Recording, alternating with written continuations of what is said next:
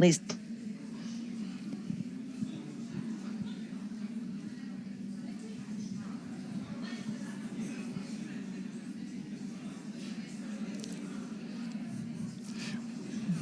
Pēc pusminūtes sākam. We start in about 30 seconds.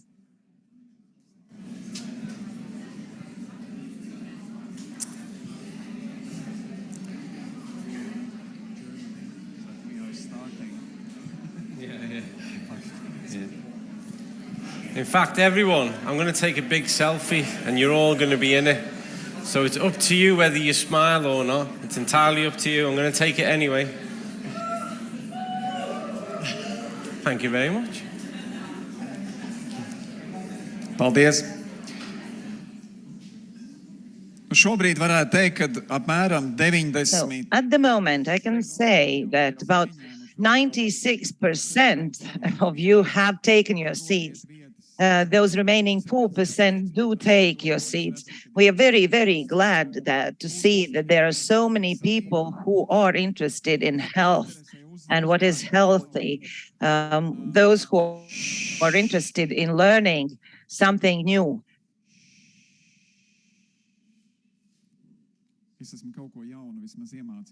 I've learned something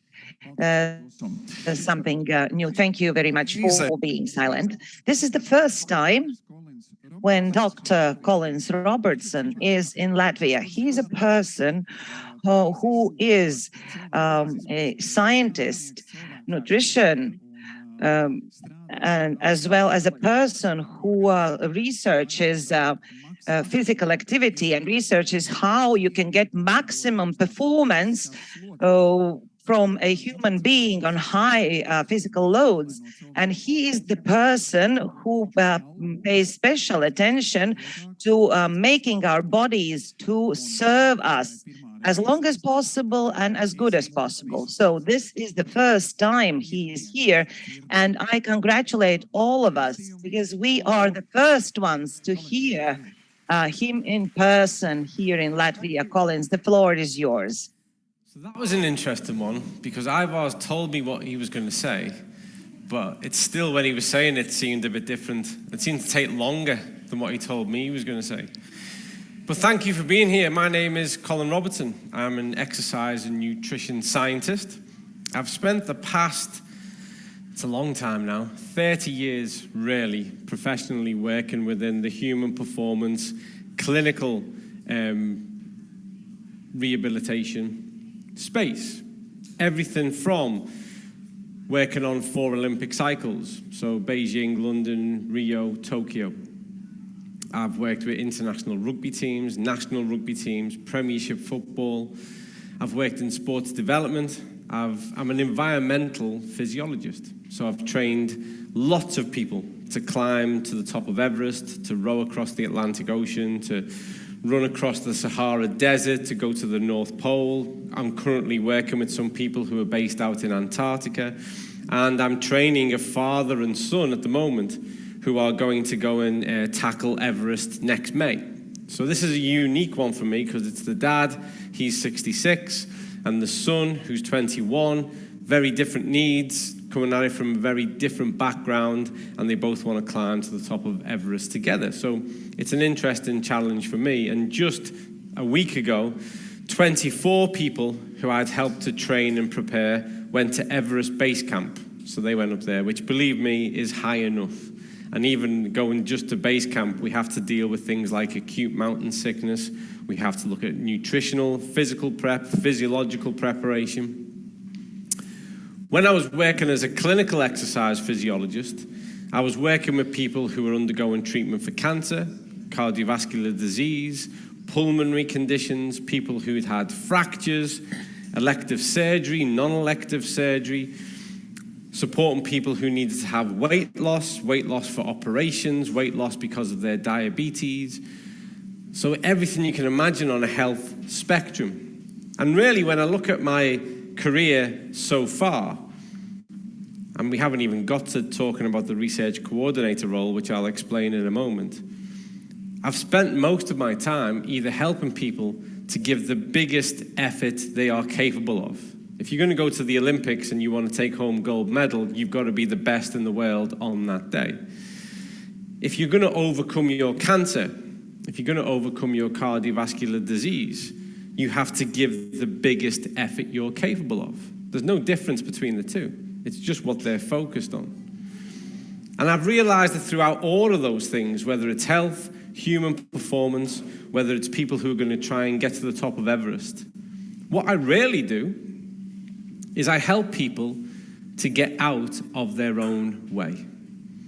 The biggest limitation for the vast majority of humans that I've dealt with and worked with, and they are in the thousands, is them, their ideas, their difference on a day-to-day basis when it comes to willpower, motivation, what it is that drives them, what it is that excites them, maintaining a value over the things that they believe they would like to achieve.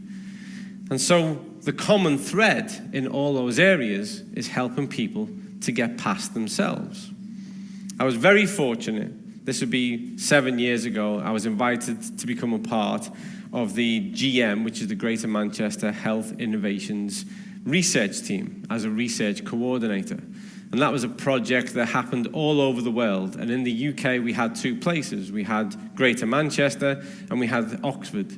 And because I had a background from both University of Oxford and Manchester, I'd been a senior lecturer and I had PhD students and research students in Manchester, they thought I was a good fit to bridge that gap. The other part of that research strategy, which was a global initiative, was the city's changing diabetes. That is about recognizing that the pandemic before the pandemic was the rise of type 2 diabetes. Type 1 diabetes is congenital, it's what you're born with. Type 2 is the one you go and get for yourself. And it's increased year on year, to the extent that the World Health Organization described it and defined it as a pandemic in 2014. And so as a part of that research coordinator role, it's a privilege because you get to have a look at what we can innovate within the health space. What's the best type of care based on the best available research evidence? And how can we look to do things better? And most importantly, create what we call health parity. And health parity means that no matter what your financial background is, whether you're rich, middle income, or poor, you get the exact same health care. You get looked after, you get respected as a human, and you get the best available care. And it was through that work, really, that my attention got brought to Zinzino. But I'll talk about more about that later, because today, the main focus for what I'm going to talk about is my favorite subject, which is sport. Obviously, I'm going to look at the nutritional impact that what we do has on sport, where the benefit is, why sport matters. Why does sport matter? Why does sport matter to you? And just so I've got an understanding of the room, because I've been told a little bit, do we have any physiotherapists in the room? Do you want to put your hand up? We've got a couple of physios, great. Always get a few physios at a sports talk. Do we have any doctors, any medics in the room? No, we've got a few. Excellent, good. More and more interest coming from the medical field around those kind of things. Nice to see. Have we got any other type of health practitioner in the room that I haven't accounted for? Be proud. Put your hands up so I can see them. Great, okay, so we've got quite an informed room. I need to be careful then, don't I? I have to make sure everything I say is really accurate and right, and hopefully add to your level of understanding. So I'm going to take it back to begin with, and I want to take you back to why sport matters. I've always been passionate about sport. Since I was tiny, obsessed with sport. Just wanted to play sport. Wanted to play sport at school. Wanted to play sport when I went home. I grew up between Dublin and Liverpool. I grew up in Liverpool's a football city, but I went to a rugby school. But you would go to school, you would hope that you would have sport that day, and when you got home, you'd play outside with your friends, and you'd kick a ball, or whatever it was. You spent a lot of time obsessed with sport. But sport, really, and I've worked at it in every level, and I'm really proud of what I've achieved and what we've done, but sport is just entertainment. That's all it is. And the people who are best at sport make up less than 0.1 of the global population. And yet we look to them as role models. We look to them as an inspiration. We look to those people as an example of what it is to be almost physically the optimal human. But they don't represent anywhere near the majority of us. They represent the absolute minority. But as I'm going to talk you through now, I'm going to explain why that still matters to a lot of us and why it should matter to all of us. So, the main power of sport really is the narrative. Sport tells a story, whether it's that individual's journey from where they've come from where they need to get to in order to be successful, to be the best. During the Olympics, particularly the Summer Olympics, people switch on, and it's the only time in 4 years that they will watch certain types of events. They're not actually that interested in that sport otherwise. They'll watch someone doing the triple jump for 6 hours once every 4 years. The rest of the year, they don't care. No one, I know the statistics. It's hard to get a crowd for triple jump. No one's that bothered. And yet we watch then. And why? Because the story is brought forward. Sport has a power to move people. The individual story and also the climax, what it is to win, to succeed, to dominate, to achieve, and to be classified as the best. So the arc of narrative, and this goes all the way back to the earliest works of fiction, the earliest written text that we have, the earliest, when we go back to the Odysseus, when we start to tell stories of heroes, of human life, of endeavor, philosophical narrative, they all follow this. So what happens is we have our hero, we have our main character, and they are in a certain state. And what happens is the action starts to rise. So something changes. Something motivates them to do something differently. In sport, that's typically the training, the initial parts of the competition, the self-preparation, the sacrifice, the commitment, the dedication. And then this reaches our climax. And again, in sport, that climax might be the Olympics. It might be a World Cup final. It might be school sports day. And your child is up against the rest of the class. And they're going to run down along the grass. We have an event back in the UK. I don't know if you have it here in Latvia. It's called the sack race. Do you have the sack race for children? No? We're a bit odd in the UK. We're a bit strange. I'll tell you what the sack race is. And we get children to do this all over the country. They have a sack. You know what a sack is? That you would keep potatoes in. And they step in the sack. And they have to hold the sack around here. And then they have to jump 100 meters all the way down, racing against their school friends. So can you imagine what happens? And we've all experienced this. What do you think happens to at least 50% of the children who are racing? They fall over. Which way do you think they fall? Front. Slap on the face. It's like a rite of passage. If you live in the UK, you do the sack race. We have another race. Maybe you have this one called the egg and spoon race. Do you have that one? Yeah. We get our children to do that as a part of sports day. The point is not what they do, it's the spirit with which they do it. And for them, once a year in the summer before the school ends, the high point of that child's year, that they've been selected to represent their class in the sack race. And this is their moment to shine, with all the parents watching, devastation as the other children collapse and hit the grass face forward.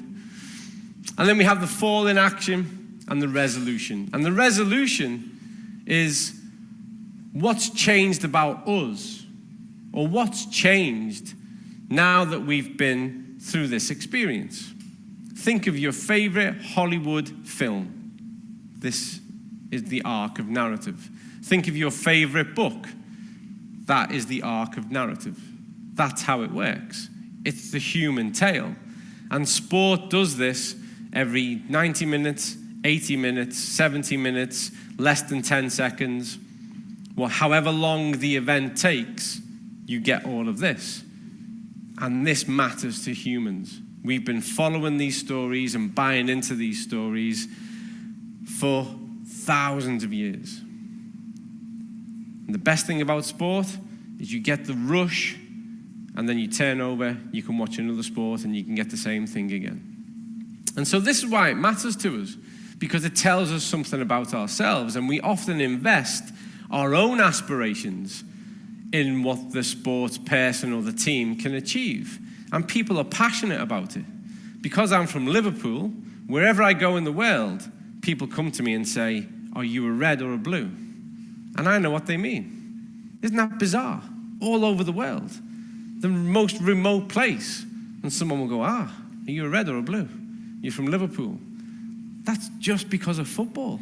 That goes before I do. It's incredible, isn't it? It's powerful. People get real passionate about their team. And so, when we start to look at where science meets sport, we have an issue. Because sport is emotive, it's provocative, people are attached to it, it's a win-at-all-costs endeavor. And so when you work in the background of it, like I have done for 30 years, there is a huge amount of expectancy that you develop athletes and individuals so that they can be successful. I'm going to show you a picture in a little while. It's further along in this talk. But I'm going to ask a question now. Did everyone watch the last Olympics in Tokyo? Did you watch any of it? Yeah? Yeah, great. All I want you to do, I want you to think of the event you most enjoyed. Just think about it. The event you most enjoyed, the one you tuned in to watch, that you felt most passionate about. Now tell me, anyone, who came fourth?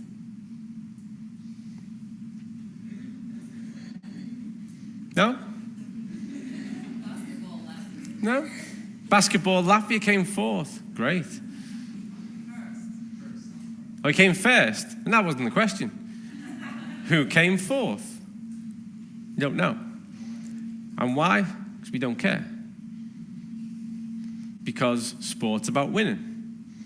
In fact, I would imagine if I said to you, in your favorite sport that you watched, that you tuned into, I imagine most of the room, if I said who came third, would struggle to answer. And that person got a medal, and they got a flag, and they got a moment on TV. And there might be more, but still not a full room if I said, okay, who came second? And I did an interesting experiment a month ago. I said to people, right, who was the last gold medal winner of the 100-meter sprint at the Olympics? And what do you think? Sorry? Italian guy. There you go. If I said who was the one who won it before, what would you say? So we all know his name, but at the last event when I asked this question, half the room went, Usain Bolt. No, he didn't. He wasn't even there. So it's interesting, isn't it? We get focused on winners, and that's why winning matters in sport, and it matters to your job. If you're not good at developing athletes, you're soon out the door.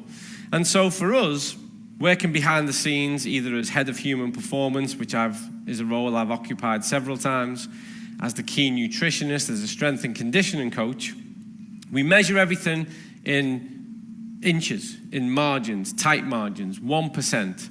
You've probably heard of the notion of marginal gains. This was brought to the world's attention by David Brailsford, who was head of the GB cycle team at the time, but believe me, it predates him. We've been working to marginal gains since the early 90s. And marginal gains means rather than look for 100% improvement in one area, you look for 1% improvement in 100 areas. And when you do that, you develop a far more robust athlete.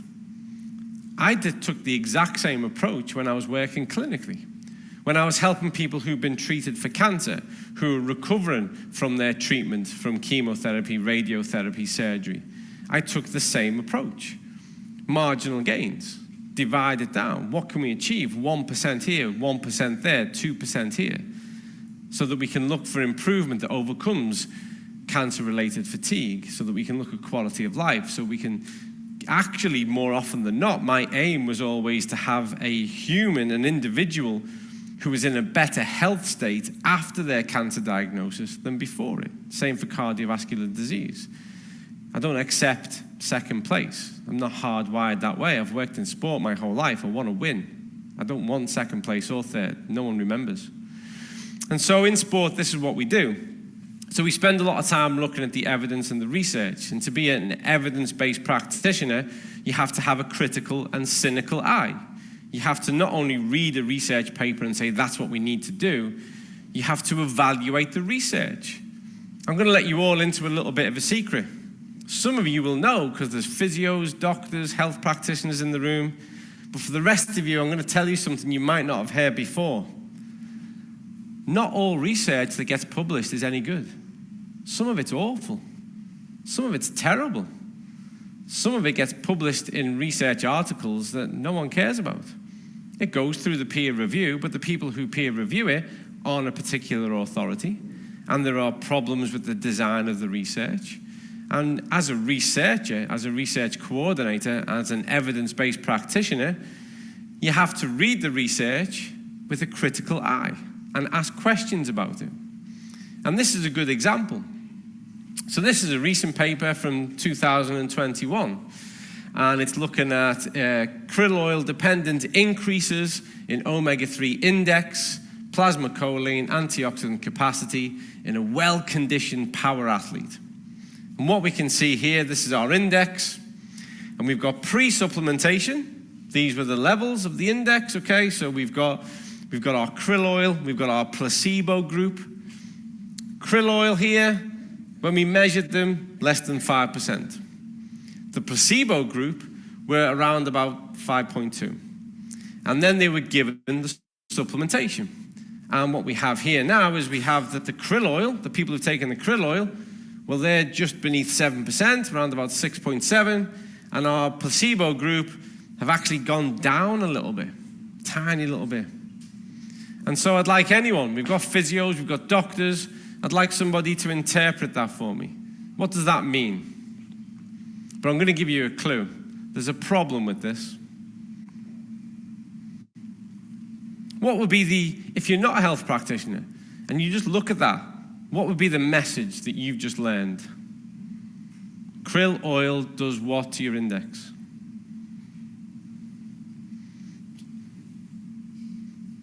Low? Bigger? Low? Bigger? Krill oil. I'll ask the question again. If you were to look at this, and I said to you, right then, what does krill oil do to your omega index? You would say, increases it. So you might extrapolate from that. Okay, increasing my omega-3 index is good. I know that. And krill oil increases my omega index. Brilliant. So I should take krill oil. That's reasonable?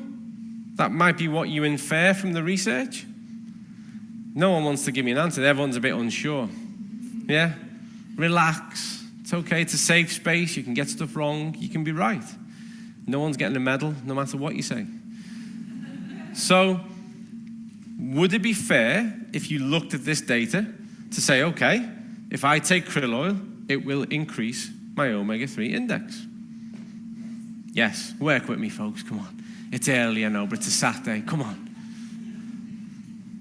However, there is a huge, huge flaw in this data.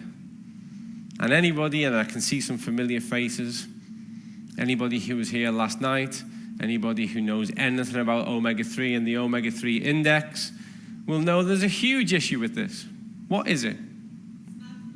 It's not enough. Waste of money. It's a meaningless change. It's an improvement, but we need to be above 8%. That's the zone we need to get people in. From a health point of view, World Health Organization, 6.3 billion people on the planet are in an omega-3 deficiency. Omega-3 index, which relates to your risk of development of a non-communicable disease. you have to be above 8%, ideally 10%. And so for sure, what we've seen here is a change, but we haven't seen a meaningful change. You're still below 8%. And so really, the conclusion should be not that krill oil is effective at increasing your omega-3. It should be that changes can happen to your omega-3 with krill oil, but not sufficient enough to change your status. And think of that in different terms. If I said to you, I want you to do something every single day, okay, you're going to do it every single day, and you're going to do it every single day for 4 months, and once you've done it, you will earn more money, but not so much that it'll make any difference to what you do. Would you go, I'm doing that? Sign me up. What do I have to do? This sounds great. I'll do more and have no more. That's a winning formula. But we have to look at this. And so when we're working in sport and we're looking at how we can shape practice and look at what it is that we need to do, this is the kind of inquiring eye we take on the data. So this is not effective enough. Things have to be effective. We don't want to waste time doing something that's not going to bring us the result we require. That's not how winning is done. Everything has to have its place. When we look at the program of exercise that's put together, we challenge that. Why are we doing this exercise? Why are we doing this exercise this amount of times? Why is the rest interval like this? Because if it doesn't meaningfully contribute towards the development of the athlete, then we shouldn't do it. But you should take that approach to your health and your fitness. If what you're doing doesn't meaningfully contribute to what you're trying to achieve, why do it? I'm going to let you into a truth. I travel the world. I use the hotel gym in every hotel I go to. I've worked across sport my whole life. I've been all over the world. Most people go to the gym to entertain themselves with exercise. There's no intensity, there's no passion, there's no commitment, there's no real effort. I see people on treadmills reading books. I see people swimming but keeping their head out the water because they don't want the hair to get wet. Yeah? Most people just entertain themselves with exercise. But actually, some of that's okay, and I'll come back to that. I apologize for this being a little bit blurry, but this is building on this notion. You can't read this, so I'll explain it to you, because this is a key indicator. So here we have 12 weeks of supplementation. I want you to remember that. So between this point here, pre-supplementation, so pre-exercise, what we have here is we're looking now at exercise performance. What difference does omega-3 make to your exercise performance? And so what we have here is we have levels and we're just beneath 10, and we've got our placebo group who are higher. Post-exercise, we see a lower concentration in both groups. Then we have 12 weeks of supplementation. And then we have really a bit of a change. Pre-exercise, post-exercise. Have a look at that data. What does that seem to tell us? What did that 12 weeks worth of supplementation make with regards to their exercise performance?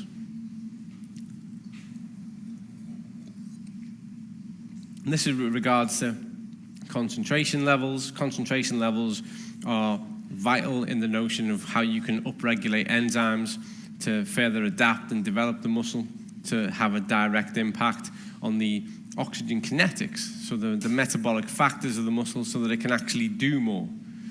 So do we see an improvement? That's the first question. Yeah, a little. But there's a double problem in this one. First of all, how long does it take for your red blood cell count to turn over? 120 days, okay. So how many days is 12 weeks?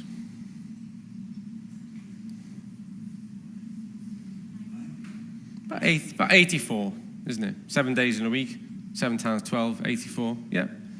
So it's insufficient for the measure. So the measure that you're trying to detect, you haven't allowed enough time for it.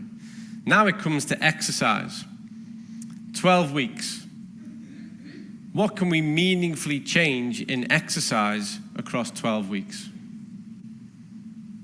The minimum. So we see 12 weeks, 8 to 12 weeks as the minimum period for a measurable physiological change.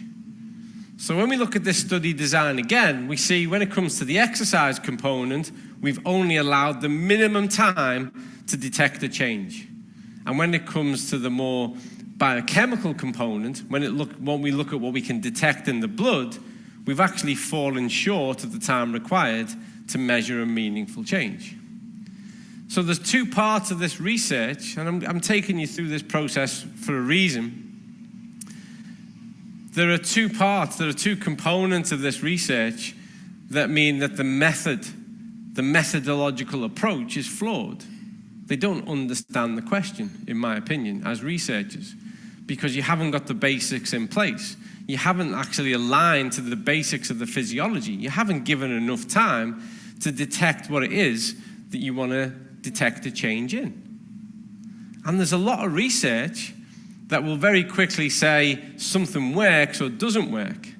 They go, we've had a look at this and it's rubbish, doesn't make any sense. And I'm always drawn to those papers because I look at them, and when you unpack the method, you often find the research is underpowered. They're not actually in a position to make that statement. They didn't investigate it properly. And then at other times, research will make claims about things. They'll say there was an improvement in a group. But again, you didn't allow a sufficient amount of time. You've caught a tiny bit of the evidence, and the change that you've observed isn't meaningful. And so when we look at the research and when we discuss the research, we have to have a more critical eye. It has to meet a higher standard. But very often, people who want to dismiss an idea, and I unfortunately deal with this a lot in my role, when I was a research coordinator for GM Health Innovations. In fact, through most of my career, someone will come to you, and I'll use this as an example, and they'll go, yeah, all that stuff you're talking about, but I've read this. Read that. And they're invested in it. This is their Bible. They go, this is the evidence that says what you're saying is a load of rubbish. It doesn't do that at all. And have you ever heard of the analogy of playing chess with a pigeon? Do you know the problem with playing chess with a pigeon? The pigeon will fluff around, kick all the pieces over, probably do a poo on the board, fly off, and think it won. You can't play chess with pigeons. They don't understand. And more often than not, when you get this passionate person who says, but I've read this, when you try to explain to them, well, there's a problem with the method, and they didn't recruit enough people, and they didn't allow enough time, and they didn't do this, and maybe that's not the problem, they don't want to hear that. They have their testament, they have their Bible, and they want to just go, no, I've read this, and what you're saying isn't true. And that's not how research and science works. Science and research is all about how we build evidence so that there is enough of a weight of the argument on one side compared to the other. And we reach a consensus, and we let the consensus influence what we do, not that one paper that we want to get passionate about. So from now on, whenever anyone says to you, oh, I've read some research, I want you to think of pigeons and chess and consider how you might win that situation. So there's a lot of information on this, but I'm going to draw your attention to the bits that I've highlighted here. We deal with this a lot as well. This is a different study. This is from 2021 again. This is omega-3 polyunsaturated fatty acid on exercise-induced muscle damage. Now, I'm going to talk about this in a moment, but one of the most compelling areas of research when it comes to human performance, sport, and exercise, and the role that omega-3 plays is in recovery. One of the key things, and the reason why we had a really strict omega-3 strategy, 17 years ago, when I was working at Liverpool John Moores University, and we were supporting the nutritional needs of Liverpool Football Club, Man United, Everton. We were really drawn to the omega-3 strategy. And the key bit is that we knew the evidence was compelling, and we'd done our own investigation, that omega-3, when someone has above 8% detectable in their blood, they get reduced muscle soreness. So this is really important, because an athlete who is getting less muscle soreness is ready to train. Because if they're less sore, they can go again. The more training we have, the more opportunity we have to make that athlete fitter, faster, stronger, better. That's what we focus on. So if we look at this, though, there are more problems in the data. And this was it's been a heavily cited paper. But we look at the type of trial they brought in. They compared omega-3 to a placebo.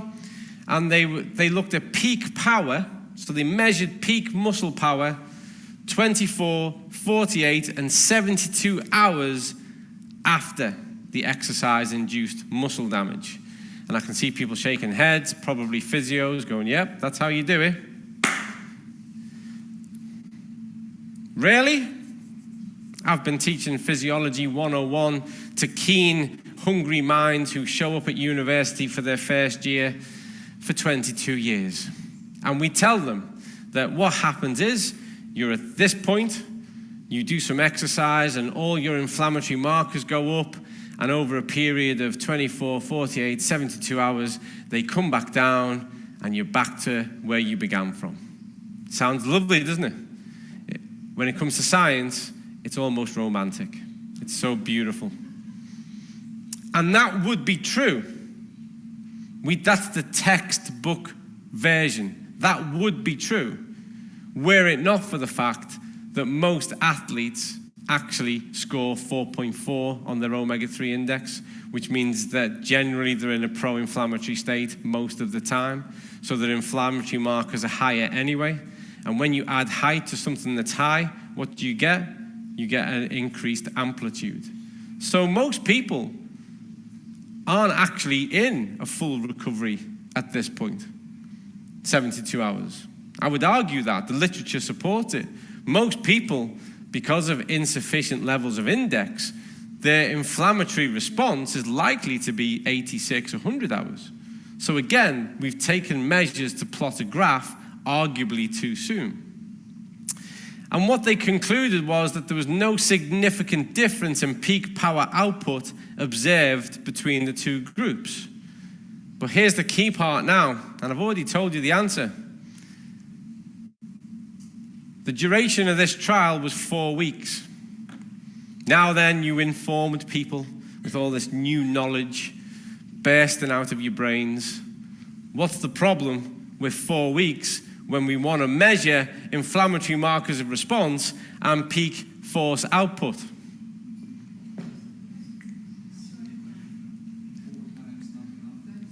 Yeah, it's nowhere near enough. Nowhere near enough. It's way too short to measure either of them. It's the right tool, it's the wrong method. 4 weeks. So 28 days, when it takes 120 days for those changes to happen within the blood, to be detectable. 4 weeks to change muscle force output, when we know at minimum it's 8 to 12, more typically 12. But again, it's published research in not a bad journal, but the method and the process doesn't fit what it is that's trying to be achieved. So you've got to look at research with a critical eye. You've got to be able to comb through it. And the truth is, you kind of have to rely on people like me. That's what we do. We're research practitioners. That's the job we roll. I used to tell people my job really is I'm a knowledge broker. People want to know stuff, and I go off and spend hundreds of hours reading that area, and I come back and tell them what it is. Because you will know, and one of the reasons why I spend less and less time on social media is so many people are happy to go, I've done my research, and the world is flat.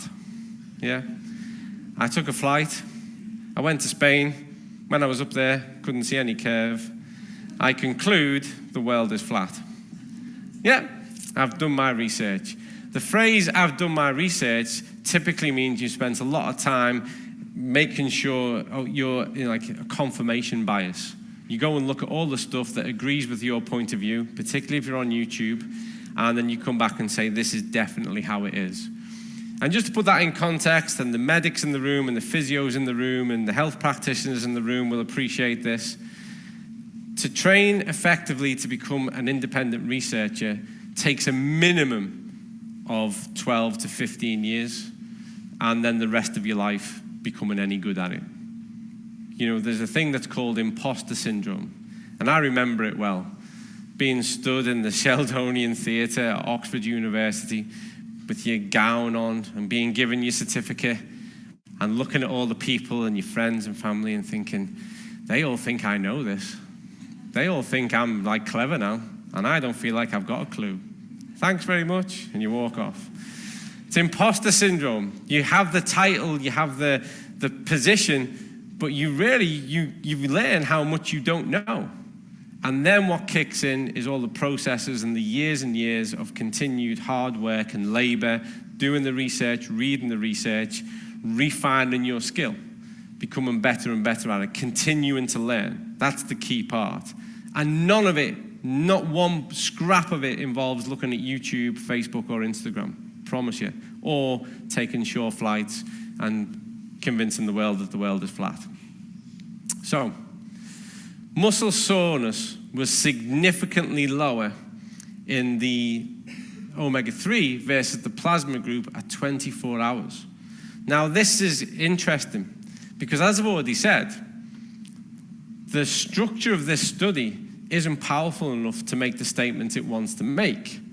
But anybody who understands how omega-3 functions at a cellular level, particularly with regards to the neurological response, would look at this, as I did, and go, now this is really interesting. Because there are acute and chronic changes, alterations, the minute you start to do something. Whether you go for your first run, or whether you take your first palm full of blueberries, you get an acute response. And now for me, the most interesting thing in this, and the reason why it's interesting, is this muscle soreness finding, even in such a short study that hasn't given long enough for us to look at the biochemistry, and it hasn't given long enough for us to measure performance in a meaningful way. Even this short story recognized that soreness was statistically significantly lower, P equal to 0.009, than the placebo group. And that tells me that one of the first things you can expect to experience when you start to increase your total amount of omega-3 is a reduction in muscle soreness. And that makes sense, because all the rest of the research says it's one of the acute indicators. Muscle soreness starts to go down. And that is an indicator in itself that overall inflammatory processes and markers are starting to come under better control. So even in a limited study like this, there was some really, really useful data. For those of you who may not know, P is a significance. We typically set the alpha level at 0.5, which means that 99.5% of the time, what you find will be accurate to the depiction of what's being described. So significance here was 0.034, so comfortably beneath. So that means that in most cases, this will be what happens. In above 95% of cases, this is what you will experience. A measurable reduction in muscle soreness once you increase levels of omega-3. So it's statistically profound, and it is consistent with what the research tells us. And it's also consistent with what we understand of the mechanism of the omega-3. And so even though there is a lot in this that I wouldn't like, if I was making a decision for the first time about my athlete or individual, I would have found a nugget, something that says, yes, this is further evidence that adds to the consensus that when we are in index for omega-3, we get reduced muscle soreness.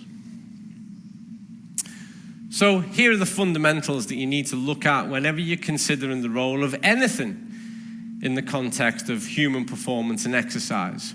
Meaningful physiological adaptation takes minimum 8 to 12 weeks. And I know if you used to go to the gym and then you take a break and you go back in and your ego wants you to do what you used to do, and so you get under the bench and you throw away and you try and lift what you were lifting when you were 18, and you feel great, and then you go home and you can't move for 4 days because you're really sore and tight and you wonder why you did it. But I also know that for people who start exercise for the first time, they'll go to the gym and they'll do a bit of exercise, and then they go the week later and they can do a little bit more. And they go the week after and they go, I can do a little bit more. And they go, I'm getting fitter. You're not. What you're doing is tapping into the fitness you already possessed. So we have to go through a period of what we call neuromuscular facilitation. And that's where all those neurons that feed the muscles and the whole system and the proprioceptive sense and those metabolic systems that have been quiet get woken up and they start to function better. So they haven't improved, you haven't made them better, you've just reignited the ones that were already there and they're functioning better. And we think to ourselves, brilliant, we're getting fitter. No, you are making progress. You have to do this to improve, but right now you've not actually gained anything. You've just activated things. To change something physiologically takes longer. It's repetition over time. And that takes a minimum of 8 to 12 weeks. And the sad news is, if you've just started exercise, you're going to be at least 12, 13, 14 weeks before you get a physiological change. And if you're really well conditioned, you do a lot of exercise and you've got a good exercise history, then you're likely to be around about the 8-week mark. Okay, you'll get a quicker return. You get a smaller return, but that's life. Now, acute, short-term physiological alterations, this is you now, or your athlete, or your patient, when you've gone past those initial 8 to 12 weeks, to now get a further improvement, to build on that. It's around about every 8 to 10 days, which is interesting, isn't it? Because for anyone in the room who is a fitness instructor or has had a personal trainer or has followed a program, how many days is your program typically written over? You don't have to tell me. You can keep it secret if you want. No one in the room followed an exercise program. I don't believe you. 7 days, yeah. Yeah, so they'll program your exercise Monday to Sunday, yeah. And then you might go to the gym on Monday and then have a rest day Tuesday and go for a run on Wednesday. And then you might go to the gym on Thursday. You get the idea. And then Monday later is a new week. And you might do the same session you did last Monday. But now you're a week in and you're going to do it again. Yeah, but think about it. It's a minimum of 8 to 10 days for a physiological adaptation. So you're not actually in the position to really improve as optimally as you think you might. The best programs work to this rule, where the repeat session happens on the 8th, 9th, or 10th day. So the adaptation can have taken place, and you can compare performance against something with a measurable difference. Acute inflammation is an essential component of recovery and adaptation. So inflammation is good. If you get a cough or a cold or a flu, if you fall down the stairs, inflammation goes up, the immune system is provoked, kicks in, does that miraculous stuff that it has to do in order for you to heal, to adapt, to recover. And so when we exercise and you want to get a response and you want to improve, you have to do enough to bring about some level of muscle breakdown. That will trigger that inflammatory response and the body will adapt. And it's all about adaptation. And that's why when people go to the gym or the fitness center and entertain themselves with exercise, that's okay. But that's not exercise. It's physical activity. Physical activity is amazing. Everyone should do more of it. You should do it every single day. But you don't need to pay a gym membership. You don't need to put on fancy clothes. Just go for a nice walk. That's physical activity. Have a ride around the town centre here. The old town's lovely. Have a ride round. Stop and have a coffee. Brilliant. That's physical activity. Dance. Because you can and because you should. That's physical activity. But if you're going to go to the gym, if you're going to go to the fitness space, then take it more seriously. Because if you don't break down the muscle tissue, if you don't work hard enough to invoke that inflammatory response, then there's no real need for recovery and you won't get any adaptation. So things won't improve. And I regularly hear from people who'll say, I've been doing this exercise for 6 months, haven't lost any weight, don't see any difference, any improvement. And whenever I get this, I go, I'd love just to be a fly on the wall and watch you doing this. That's the first thing I want to see. Because you might be showing up and you might be going through the motions. You might have a nice little towel and damp yourself down and go to the next one. But are you really exercising? Are you working hard? Are you uncomfortable? Because that's how you get what you want. However, whilst inflammation is essential, excessive inflammation is a barrier. And this is where we get to the crux of the problem. Study after study, epidemiological, shows that the average person is in a pro-inflammatory state. As I've said, World Health Organization estimates 6.3 billion people have got an omega-3 deficiency. When we measure athletes, we see CRP, which is C-reactive protein, inflammatory markers continuously high. When we measure their omega-3 index, low, on average across all sports across the world, 4.4, when it needs to be a minimum of 8 to be in a non-inflammatory state. And so when you're already in an inflammatory state and you add further inflammation, actually what happens is a compromise to performance and is actually a huge compromise to adaptation. It prolongs the adaptation window. So technically you should recover for longer. The longer you need to recover as an elite athlete is wasted, missed opportunity for training and improvement time. So it doesn't work for us. We have to control this. In sport and in life, I promise you, good habits lead to success. In fact, myself and a lot of my colleagues who work in sport to this day as physios, strength and conditioning coaches, physiologists like me, we'll talk about an athlete or people and say he's got good habits. And what we mean by that is like really basic stuff. They'll get up in the morning when the alarm clock goes off. They'll drink some water. They'll have a breakfast that's either something like porridge, like an oatmeal, or they'll have eggs and, they'll have something that's nutritious right at the start of the day. They're not reaching into the cupboard and getting a box of things with monkeys on and all letters of the alphabet and a free toy and pouring that into a bowl. They've got good habits. They're hydrating. They're eating good whole foods. They're active. They're stretching. They're looking after themselves. Good habits. And that's what we all need. Good habits, getting to bed at a reasonable time so you've got the opportunity to sleep. When the alarm clock goes off, not hitting snooze, but getting up. You set the alarm clock to be up at a certain time. Up and out. We always say 3 and rise. In sport and in life, long-term development leads to long-term success. The more you invest in the path, the more you invest in yourself, the more you renew your effort and energy, the more you'll get back. Most people don't get there because most people quit. That's the truth. Not everyone can compete at the highest possible level. There's a certain amount of genetics and other kind of opportunistic factors that come into that. But all of us, every single one of us can improve. Can improve physically, physiologically, mentally, psychologically. We all can. And particularly if we take a long-term approach.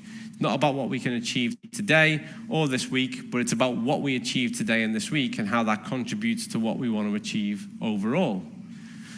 And in sport, for sure, every second counts. Sport, no matter what the sport, is won by seconds. And you might say, well, you've got 90 minutes to play football. But yeah, seconds make up minutes. But it's within seconds that decision-making happens, and it's within seconds that the difference between who gets to the ball happens. I don't need to be the fastest person in the world.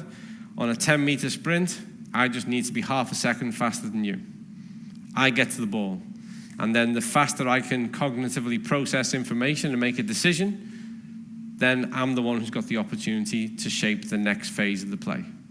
And then it happens second after second after second after second, goal. Then you're in a different position. You start to think and respond and react differently. It's all on seconds. And in fact, in some sports, it's on hundredths of seconds. And in fact, in some sports, were it not for the technology we have today, we wouldn't be able to determine who actually won. It's because we have light barriers and we have cameras that can capture a photo finish. And you can rewind and play it forward and look at the exact sweet spot and zoom in on the foot and go, yes, that big toe is over the line and that one's just on it, so they won. And that's hard to deal with, isn't it? When you get told, yeah, you're third. And you go, really? I thought we were all there. Yep. But his nipples were bigger than yours. And it went across the line. We measured it. They won. That's the way it goes. Every second counts. And it does for us. It's a short ride, this life. We typically measure it in years, but we live it in days, and we actually live it by the hour. So we should think of these things. We should put a value to that ourselves. So let's have a look at the value of sport. Again, why it all matters. It's huge. So the global sports market in 2021 was valued at $440.77 billion US dollars. Now we live in times, and I have to have this chat with my son. My son's 17, and my eldest daughter is 15. And it's an impressionable age. Now, when I was a young child in the 70s and 80s, growing up on the streets of Dublin and Liverpool, and the idea of being a millionaire was beyond comprehension. It's like, wow, a millionaire. And, you'd see TV shows, and someone would have a suitcase full of money, and they'd open it up, and they'd go, there's $100,000, and they'd be like packed with cash. You're like, wow. And now, everyone's obsessed with being a billionaire. The term billion gets used all the time. So I don't know if you've gone through this, but I'm going to explain something to you, because I think people have lost sense of the scale. And as a researcher, as a scientist, I'm obsessed with scales and how things are measured against something else. So were you to start to count to 1 million right now, and remember I told you seconds matter? If you were to count 1 for every second until you got to 1 million, it would take you about 11 days. It's about 11 and a half days. It's long, isn't it? No? People are like, that's not long. I'll start now. Yeah. To count to 1 billion would take you 31 years by the same measure. It's a little bit different, isn't it? We've lost sense of what 1 billion is. And sport was worth 440 of them just last year. Sport is everywhere. I see people all the time who clearly have no interest in participation, but wear sports kits. They wear Nike, they wear Adidas, they wear Under Armour. In fact, I worked for Under Armour. I was a part of their proof of concept team and an Under Armour ambassador for 10 years. I've spoken to people at the very top of Under Armour, and they said, we are an aspirational brand. We make sports clothing and tops for the average person. We're an aspirational brand. You don't have to do sport. You wear Under Armour just because you want to be aspirational about sport. And we see that all the time. Sport is huge. So the growth was mainly due to companies rearranging their operations and recovering from COVID. And the market is expected to reach almost 600 billion by 2025. So sport is huge. It's a powerhouse industry. When we look at how we consume it, soccer is the big one. And this is about social media, websites, TV programs. This is not the event. And this is per week. 3 billion followers for soccer. The one that amazes me personally on this, and I've been involved in sport my whole life, is cricket. 2.5 billion people have clearly got a sleeping problem.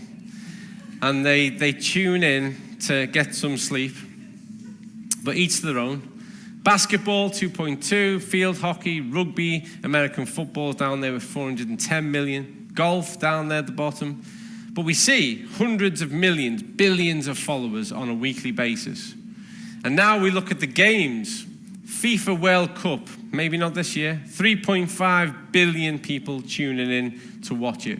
Tour de France, Olympic Games. Olympic Games used to be the biggest sporting event on the planet, and that changed over the last 10 years. Football overtook it by a big margin. But the interesting bit is this, is the figures for the Olympic Games haven't changed that much. The 2 billion has been kind of the figure for a long time. It's just that there's been this massive upsurge in football and Tour de France. Champions League, Asian Games, Rugby World Cup, Giro d'Italia, and even in the top 10, cricket again, 400 million people. That must just be India. It's got to be India and Pakistan, that's it.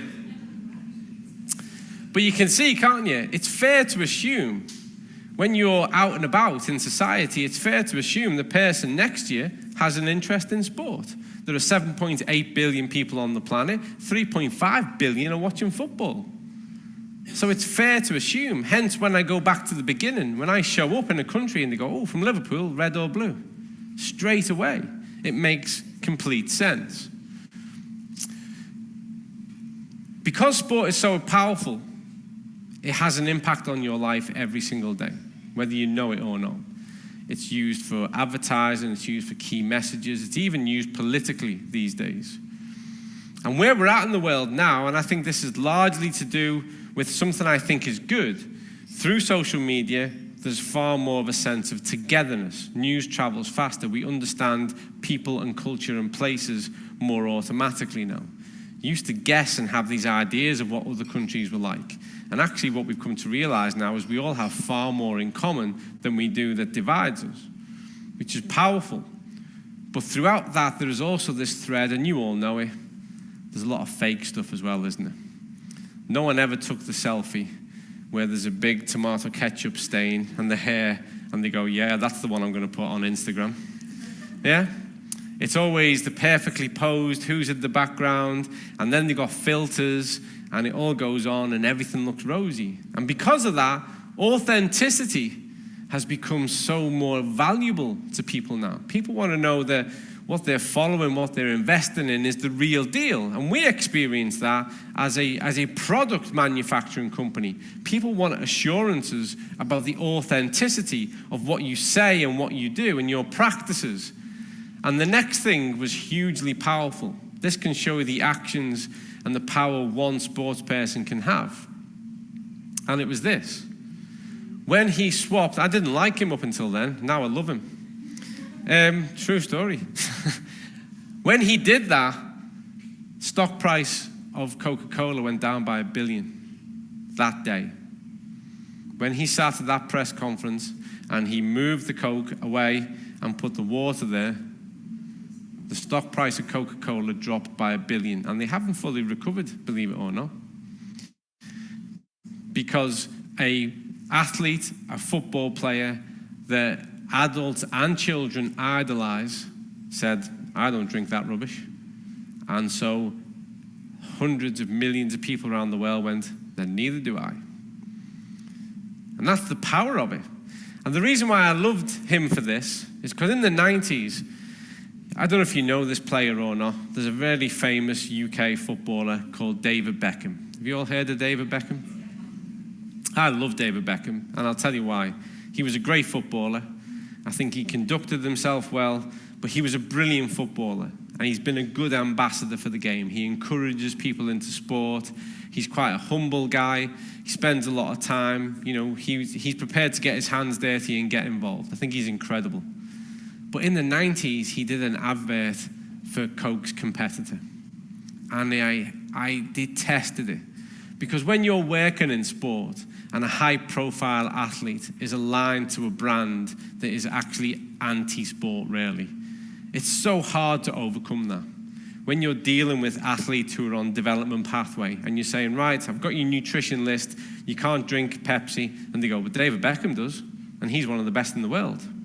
It makes your job really, really hard. When Mo Farah, I don't know if you know Mo Farah, really successful British runner, dominated at the Olympics, when he does adverts in the UK for rubbish food, saying, you train right, you eat right, and he's eating rubbish food in the advert, that undermines your work. Because I know I was a part of the exercise physiology for endurance sports team when he was one of the athletes. I've seen every diet sheet he's eaten, and that was never on there. And it undermines what you do. And so when one of the most famous footballers of all time, arguably one of the best footballers of all time, says, I don't drink that rubbish, and grabs the water, it was hallelujah. I could have kissed the television, honestly. But it's powerful. It has a huge, real, measurable impact. We have our own sports brand ambassadors. The only reason I have them up there now, it's an ever-growing population. We have a strict rule. We're a company, let's make no bones about it, but we have a really strict rule. And we agree on this at an organizational level, and for me, it was a non-negotiable, because I got brought in because of my research and sports background, and my philosophy and culture on this is I refuse ever to pay an athlete to say they like our stuff. Never going to happen. If they benefit from our stuff and they take it, brilliant. Then we'll say they're one of our ambassadors. But I'm never going to pay one of them to say they take it, because it's fake. It's the same game that's ruined the situation. If they buy into it, if they benefit from it, if they see it as a part of what they need to do, brilliant. And the way we support them is in a different way. We help them with the product. That's all we do. And that's really important. So, let's delve back into some science now. See what I did there? I went backstory, how we interpret science, entertained you with some facts about sport, and now we're going back to science. See? Trying to capture you, maintain your interest through. So where does omega-3 in sports performance fit? Well, it actually has a really profound fit. And in sport, I've been around a long time. People get obsessed with different things at different times. And in the 90s, everyone got obsessed with protein. And some of you might not believe this, but I was around and working in sport when there was legitimately an argument, a debate in the research and in the sports clubs, organizations, and gyms where people were saying, do we really need to have more protein? Is protein important? And then we saw the onset of the protein supplementation business, and then people got more skeptical. They're only saying we need protein because they're selling us protein products. It's all fake. That's what you're made of. Your muscle is protein. Protein resynthesis and protein kinetics is everything about how strong, powerful, fast, robust you can be. And if you don't take a sufficient amount on a daily basis, they won't repair. But at the same time, if the vessel isn't capable of holding what it is you intend to pour in, then the compromise starts there, not with what you're pouring in. And the problem we have is where there's a compromise to protein and protein synthesis is a lot of people from a cellular level, and that's what you're made of. So if you look at cellular absorption, cellular kinetics, cellular metabolism, that's not right. It can be okay, it can function okay, but who wants okay? Imagine if you went to the car dealership and you said, right, I'm doing pretty well, I want to buy my dream car, what have you got? And you go, well, this one's okay. Who wants that? In sport, you always want the best. And so, omega-3 index was actually established back in 2004. It's made reference to now all across the health and medical literature, and certainly in the sports literature. It's an estimate or a direct measure of the red blood cell membrane. EPA and the DHA, these are the marine-based omega-3s, so you can either get that from the algae or the fish. EPA is the one that's most directly associated with the control of inflammatory response, and DHA is the one that has more of a neurological impact. And remember, 60% of your brain is fat, 20% of that fat should be DHA. So it has a huge contribution towards cognitive function and neurological activity. Levels under 4 for EPA and DHA, total fatty acids, are associated with an increased risk of coronary heart disease. 4 to 8% is moderate risk. Over 8 is the lowest risk. So once you're above 8, you're in the lowest risk category, and your kind of inflammatory markers and condition are under good control. Recent study found, as is typical, average omega-3 collegiate athletes, and we see this all across the literature. Go and have a look at the work there's a pioneering research group out in Canada, McGlory et al., professor of omega and fatty acids, 4.4. So everyone in this room, whether you do exercise or not, it's in your interest to be above 8%, to lower your risk of a non-communicable disease, particularly cardiovascular, stroke. For our athletes, for them to be able to optimize their performance, recovery, and adaptation, they need to be 8-10%. And on average, they're all the way down here. And so we look at this. There's not been a sports team, individual athlete that I've worked with over the past 22 years that we've not looked at their nutrition and said, right, how do we get omega-3 into the diet? How do we get their omega-3 levels right? And why would we do it? Well, first of all, we get increased expression of anabolic signaling molecules. What that means is you get stronger. So you get better muscle adaptation, whether that's strength or size. We get better pathway signaling, so we can optimize those strength returns. Increased rates of muscle protein synthesis in response to amino acid infusion. Again, if you're taking amino acids, if you're taking protein, great. But if the omega-3 ratio and index isn't in place, then you can't optimize it. It's like having a cracked glass. Too much stuff is leaking out. You're not in an optimal state. The vessel has to be right before you start to fill the vessel. That makes sense. This is a real key one, faster oxygen kinetics during endurance exercise. That alone is a key benefit, whether it's football, rugby, marathon, even if it's an anaerobic event like the 100 meters. Anaerobic events require a whole heap of aerobic development in order for your anaerobic threshold to be heightened. So this is a key one for us. And I share the story, I share it all the time. It's anecdotal, so throw it away. But even me personally, I run every day. I love running, it's a key part of what I do every day. And when I actually got my omega-3 right, and I was starting to see the benefit and difference, I just couldn't get tired. I was going for a run, just couldn't get tired. So I thought, I'll put it to the test. And I said to a friend of mine, I'm going to run, I'm going to keep running, and when I can't run anymore because I'm tired, I'm going to give you a call. You know, it'd be really interesting to find out how far I get. I want to measure this and see where I get to. And I actually ran out of time because I had to get back and do work. I'd run for over 6 hours. I'd covered 30 plus miles, which is over 50 kilometers. And it was just because of time. I had to get home and sort a few things out and do a meeting. So I rung my friend and I was like, I could actually just run back, but can you come and pick me up? And that's just me, recreational runner. None of that matters. And then we get reduced content of markers of inflammation following omega-3. There's a ton of resources for you to check in your own time. This will set you on the path of looking at some good research in the area. And this again, if I can control your residual inflammatory state, then you're in a better position to adapt. Whether you're an elite sports person or you're recovering from disease, whether you're recovering from surgery, if you're doing your initial stage rehabilitation, if your inflammatory markers are under better control, then I can exact and add a stimulus that provokes an adaptation. I have better authority to predict the adaptation and the stimulus rate, and I can get you recovered, fitter, faster, stronger, not only faster, but better, more meaningfully. We can get a firmer outcome from it. There's an old saying, is that fast fitness is the slow way to progress, and it's true. That whole notion of going in and having an all-out massive session, going really hard, and poor recovery just means you won't go back to the gym for 2 weeks. It's about being able to do things really, really well.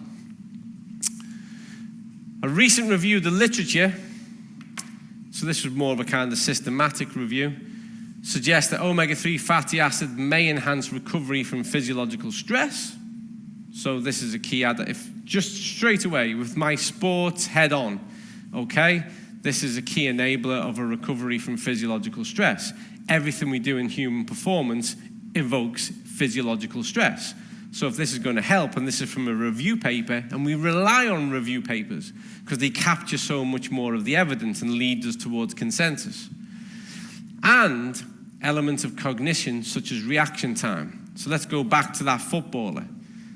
I'm half a second faster than you. So I get to the ball quicker. And now I need to react and make a decision. If I can increase reaction time, I can place the ball better. I can decide where it needs to go. And if I can do that again and again and again and again and again, I put myself and I put my team in a more consistent winning position. If we look at this in the terms of just our daily lives, when we look at the notion of a reduction of physiological stress and an improvement in reaction time, it's actually a skill set we need on a daily basis, just for ourselves. But in sport, it's critical. And so here's the photo I referred to earlier on. And there's a reason why I want to show you this, and it happens all the time. And you don't need to believe me. You actually don't need to believe me about anything. You can go on to Google Scholar, PubMed. You can go and check everything I've told you today and see what the research is doing. And please do. Never listen to one person. You should always go to the research, and hopefully what I've presented today will enable you to go and have a look. But I want you to do this, if nothing else. Go on Google Images and say 100-meter final, 200-meter final, 1500-meter final, marathon, and just look at the pictures. And at best, you always see this. And what do we see?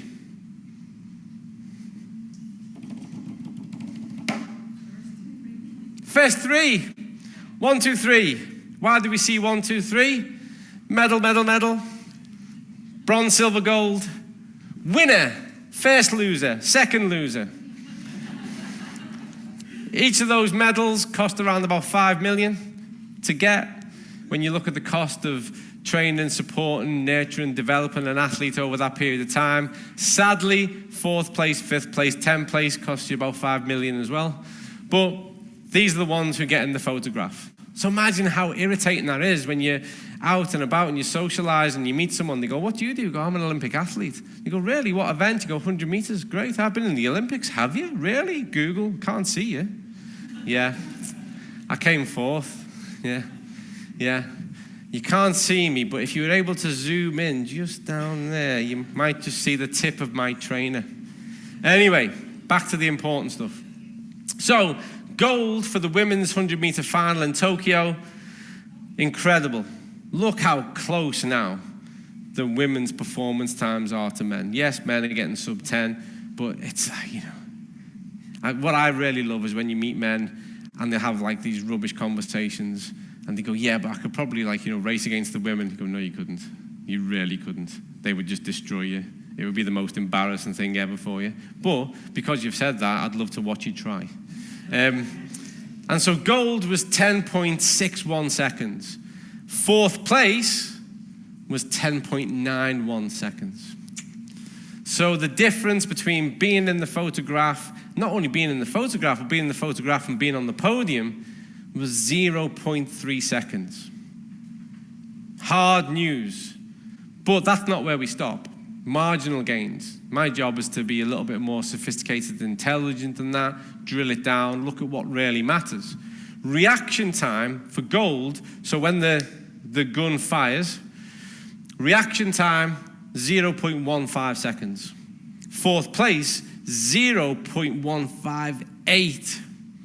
So winning actually happened in 0.008 seconds. That's the reality of the difference between 4th and gold. I told you earlier on, in sport, the seconds matter. In sport, how we can measure things now matter. And so to me, I look at this and I go, okay, because I promise you now, top speed's probably the same. These are incredible athletes. Top speed, they wouldn't be there. Top speed's probably the same. How you win is who's the fastest at getting to the top speed. It's 100 meters. It's hold your breath and go. So the person who reacts fastest to the gun, bang, they have the opportunity to get to the fastest speed fastest and therefore win. That's how you break down an event like 100 meters. So if I can improve this 4th place athlete who we can't even see, if I could improve their reaction time, if this was winning, well, imagine if I was to turn that to 0.004. They might be in silver medal place. Certainly bronze, I'd estimate. But imagine if I can just trim that off altogether. I can make them someone who's likely to challenge for the gold medal. And remember, if I go back, one of the key adaptations that is recorded throughout the literature is we get an improvement in reaction time. So it makes perfect sense to me. I will assess the athlete. I will take a fatty acid blood measure. I will look at their omega index. And if they are, like most athletes, 4.4, and I can use an omega-3 strategy and get them above 8, and I can start to benefit from well-established research guidelines that will improve reaction time, train reaction time, and I can take away a chunk of this, then I get an athlete who's in the photograph. Then I get an athlete who's on the podium. And that's how we do it. That's how we build success, marginal gains. We work it through. But given how provocative that is, you would have to be either willfully ignorant or clueless to not hone in on that. You would have to work on that because it's ripe, it lends itself. And here is our summary of key benefits. So, and think about this now. I can say, let's talk about protein. I'm going to let you into a secret in protein. It's not really a secret. Powerful review study, 2017. Optimal dosage for protein per day. For an athlete, if you're training really hard, most days of the week, 1.6 grams of protein per kilogram, your own body mass per day. Take any more to waste the money. Take any less, you're missing the point. And when you do that, when you hit that amount, you'll get that. But you'll only get that if the vessel's right. If you don't, you'll get some of that, not all of that. You're not maximizing it. But now let's go back to omega-3. If I get your omega-3 index right, I get increased muscular development. Think of your athlete and think of your patient recovering from cardiovascular disease, from surgery, from elective and non-elective surgery. They're going to get increased muscular development. Increased reaction time. Let's talk about health again. Your quality of life and your life satisfaction as you age is directly correlated with your physical independence. Physical independence means how strong and robust you are independently to move around. Reaction time is a key part of that because falls in the elderly is a huge consideration. Reaction time, being able to see that you're offset, proprioceptive sense, dynamics. So this is a benefit to our athlete, puts me in a winning position. From a health point of view, it's a benefit to quality of life and independence. Increased aerobic capacity. You know what I loved? Because of what I do, and you'll have to bear with me for a minute. Don't interpret this the wrong way. But, you know, when COVID hit, and people realized that, you know, a huge part of the problem was the aerobic pathway and the compromise there was to breathing and the most severe symptoms. I've spent the past 20 years irritated by personal trainers and coaches and Instagram gurus who are saying, oh, don't do pointless cardio. Don't do pointless cardio. If you want a big bum, you know, do 10,000 of these and do squats and build up this. Don't do pointless cardio. Yeah. None of that really helps you out, given the fact that breathing is an essential requirement to be alive. Your aerobic tolerance and function is a key indicator of your overall health and performance. If you don't believe me, go a month without doing any squats. Go an hour without breathing. Let's see how you get on. I promise you I'll win that debate. And what we see is we get increased aerobic capacity when we're in the right level omega-3 index. But here's something we haven't hit on.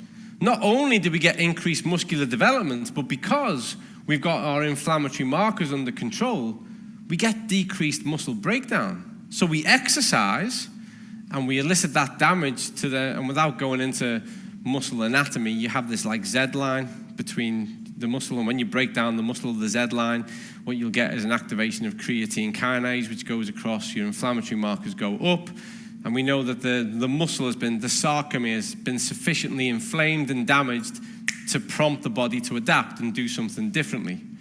And there's often a big cost to that because those inflammatory markers will go too high. So you spend too much to prompt the stimulation. But because inflammation is under control, yes, you get that break, but it's a more measurable break. You break down less and gain more. So it's what we call in the UK, double bubble. I'm getting double benefit. I'm getting a better response, and it's costing me less to get it. That's the golden place that you want to be. And then this one, decreased muscle soreness.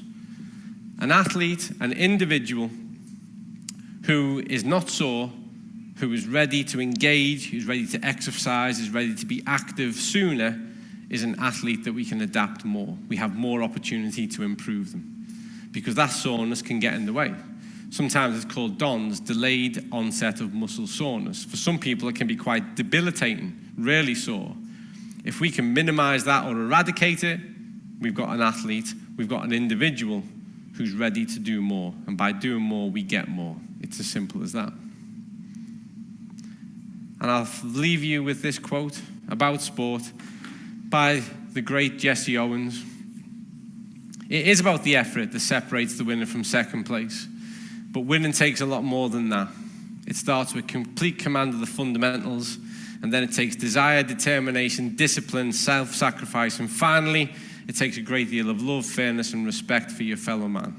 Put all of this together, and even if you don't win, how can you lose? You will notice, one of the things I love most about this quote, it doesn't say motivation. Motivation is a fraud. If we only did things when we were motivated, we'd do things very rarely, and we wouldn't get much from it. Our focus needs to be on our desire, our determination, our discipline, and our self-sacrifice. Sometimes that's getting to the end of the meal and saying, no, I won't have a cake this big, because that won't do me any good. Sometimes it's going to the cupboard and saying, no, I won't have a box of cereal with monkeys on and tigers and all this kind of wonderful stuff. That's where those kick in. But success and improvement is the art of perseverance. But being intelligent about how we persevere. And for me, within sport and within health, a strategy around the fundamentals, which recognizes that what you are for this lifespan is a collection of billions, trillions of cells that regenerate and replicate on a daily basis, and how you forge them determines what they'll be, is how you forge and determine your health and your overall wellness and what that'll be. And that's the presentation part. All done. Hopefully it was useful. Hopefully it was informative. Hopefully you benefited something from that. Thank you for listening whilst I talk about my favorite subject. Thank you very much.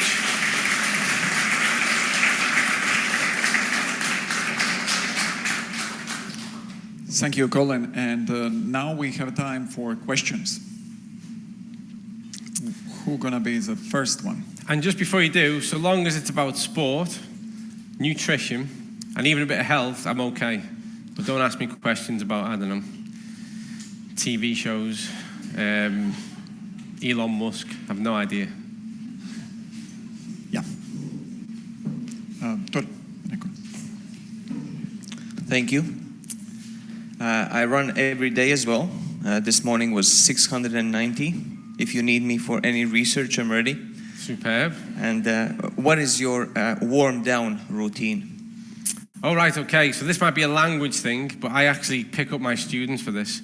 You can't ever warm down. You can cool down. You can only warm up. I'm an environmental physiologist. I take temperature really seriously. My cool down routine is really, and I'm curious now, because I know yesterday I went for a run, and a keen Zinzino person caught me on camera. So I'm being cautious now in case you saw me yesterday or today as to what my cool down regime is. It's really simple. So I will typically, as I'm finishing off a run, I will back off the pace. So I lengthen the strides out, I just ease off the pace, and then when I've finished, I will go through some simple stretching, a little bit of controlled breathing. And yesterday, that was all I did. Bit of controlled, simple stretching, bit of controlled breathing. And today, what I do is I add to that, I just do a little bit of kind of upper body strength work. So in between the stretching, I do some press-ups, different angles, just to get a little bit more out of the session. But I put all the focus on simple stretch, controlled breathing, return things back to normal. And I will do that until I get my heart rate back beneath 90 beats per minute. That's what I do. That's what I focus on. When it comes to athletes who are working under far more stressful conditions than I am and their performance output is higher, same principle. But typically what we'll do is what we call graded down activity.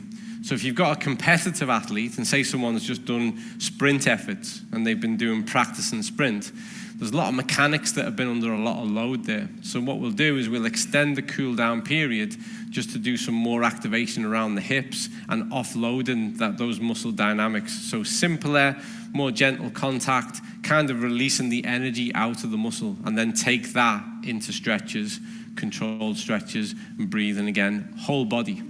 For me, because it doesn't matter, I focus my stretching on lower limb. When it comes to the athletes, we do whole body stretching, settle everything down, and actually, because we record their pre-training heart rate, let's say they're around about 56 beats per minute, when we're recovering them down, we want it to be at least beneath 60 beats per minute, so they're close to their pre-exercise heart rate. Thank you. Es tikai gribu pateikt vēl papildus, ka tie cilvēki, kas domā, ka drīkst uzdot jautājumus tikai angļu valodā, nē, var uzdot arī latviski. You can also ask questions into Latvian, and Colin will get these translations translated. My question is about old people, for example, 80 years. Which physical activities you recommend them not to be harmful because they have some health issues also? Thank you. That's the thing, isn't it? I mean, the key thing, if you look at any of the studies and any of the epidemiology around it, for elderly people, particularly with underlying conditions, it's not about exercise, it's about physical activity. It's about really having a structured approach to their physical activity. Walking, we have a whole implemented walking strategy, the 10,000 steps per day that we've been getting behind that message now for a long time. But also, where possible, just being a little bit more vigorous about it, depending on the individual and what they can cope. But the best benefit for those kind of people is we classify exercise intensity into heart rate zones, and you have zone 1, 2, 3, and 4. Typically, it's very rare you'll have an athlete who goes into 5. We do, because we have aerobic athletes.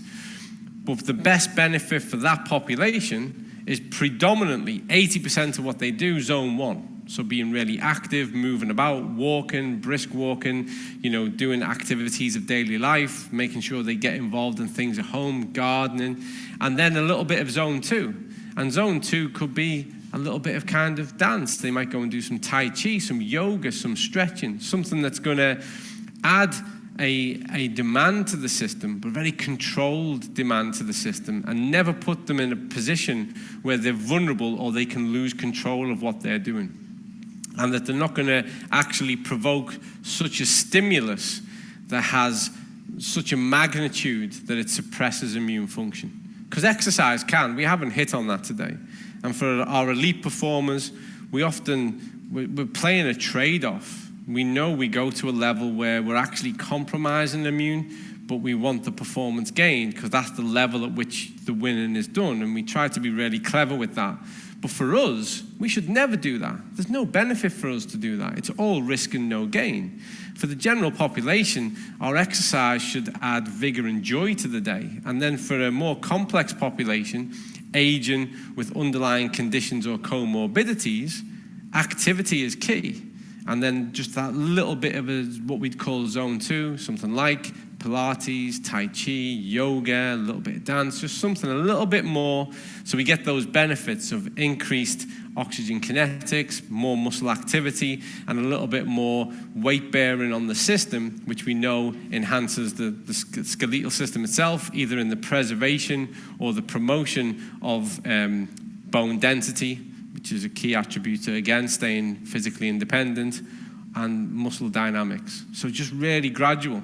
A part of the problem we have with sport, just on that note, is we've set the standard artificially high. People want to look like gymnasts, and they want to be able to run and do things like these athletes. Remember right at the start, they make up less than 0.001 of the global population. They don't represent us. It's entertainment. Enjoy it. We can learn a lot from them from a discipline, dedication point of view, and we should all engage in exercise, but not at that level. It's too much of a risk for most of us.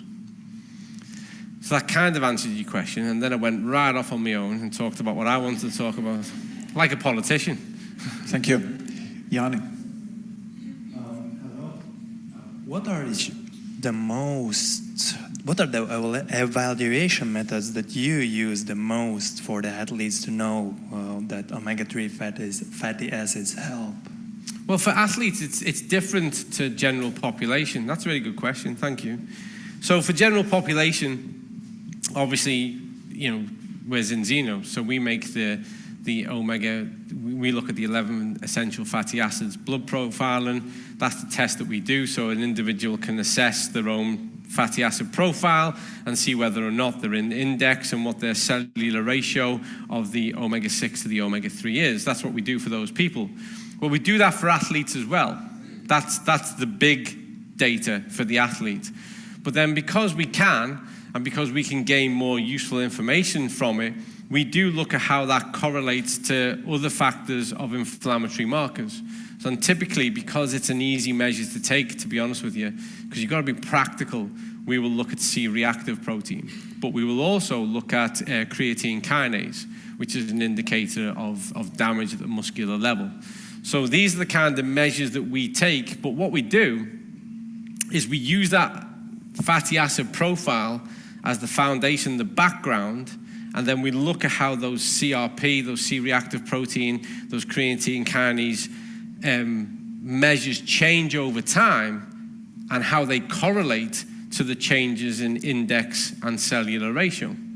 And then once we get an athlete in index and that ratio, then what we look at is those markers. And we can actually do a little bit from saliva now. We call it salometrics with regards to your creatine kinase. And we measure them, and we use them as an acute indicator to the level of stress they're under and whether or not we need to repeat the fatty acid profile to see whether or not we're keeping that athlete in check. So that's what we do with them. It's more sensitive because we're gauging their inflammatory processes on a more daily basis. Personally, I think that would be really good practice in medicine. I think when we're looking at the recovery strategies around people who've had cancer, cardiovascular disease, metabolic syndrome, people who've had stroke, all these kind of conditions, I think actually the 11 essential fatty acids as a context, and then things like CRP and creatine kinase as an indication of how they're tolerating what we do week to week will be good against that context. But for the rest of us, the vast majority of us who aren't engaging in exercise at that level or who aren't actively recovering from a disease pathology, the profile, the 11 essential fatty acid profile with index and ratio is plenty enough. Sometimes people say, well, why don't you do this and why don't you do that? And I understand that, but you've got to get practical. First of all, a lot of other types of measures are homeostatic measures. And what that means is that what you do that day influences the value. So they're not that reliable. They might tell me where you are today, but not where you are overall. And the second part is the practicality of it. These are lab-based measures. And more often than not, to get them right, you have to come into the lab. But by enabling something like the dry blood spot sampling that we have with the Whitman paper, that really means we can be really practical and get a reliable marker. So all of these things have to feed into what you can do. I've always been really lucky. So prior to joining Zinzino, I was not only a research coordinator, but I was the lab director in Greater Manchester for the Sports Science Facility and for the Queen's Laboratories, which is a biomedical genetics laboratory. So I've always had access to all these expensive toys. I've always been able to go, right, we'll just measure this, because we can. We've got all that kit. Most sports organizations, even if it's Liverpool, Chelsea, Man City, they don't have it. And they rely on having partnerships with those institutes to make it happen. But the more they can do at the club themselves, the better. And that, again, where a measure like the 11 essential fatty acids profile is just perfect. It gives you a really good, reliable indicator. What's your opinion of the utility of Kāds ir jūsu viedoklis? programs where you do full range of motion? Let's say the muscle is pre-stretched and it goes to contraction, like those movements, and compared to that versus stretching, whether both of them are necessary at the same time, or if you use an exercise that goes from pre-stretch to contracted, maybe stretching is necessary or not, or what's your opinion on that?